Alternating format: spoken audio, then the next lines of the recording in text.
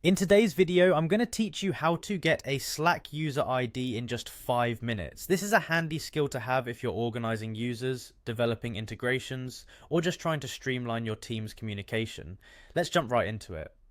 To get started, the first thing you need to do is head over to Slack's official website. You can easily find it by typing slack.com into your browser's address bar. Once there, you'll be greeted with the home page, which is your gateway to all the productivity and communication tools that Slack offers. It's always a good idea to bookmark this page if you find yourself working within Slack regularly.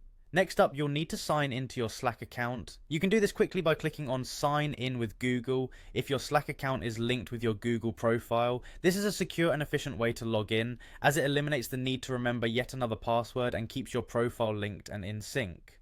Follow the prompts to complete your login, and you should be taken directly to your workspace dashboard. Once inside your Slack workspace, you'll find yourself on the main dashboard. This page is your command center where you can access channels, messaging, and other critical features.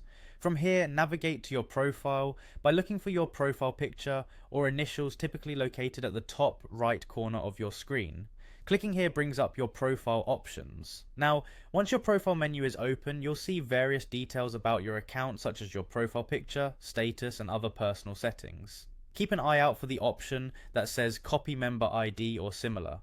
It's usually tucked away in this menu, making it easy to overlook but invaluable once you know where it is. The last step is straightforward, simply click on the Copy Member ID button. By doing this, your unique Slack member ID will be copied to your clipboard, ready for you to paste wherever you need it, be it for setting up integrations, customizing automations, or just for reference. This ID is a unique string of characters that identifies your profile across Slack's databases. And there you have it, you now know how to easily access your Slack user ID without any hassle. Remember, understanding these little aspects of your workspace can significantly enhance how you and your team interact. So practice it a couple of times and soon it will become second nature.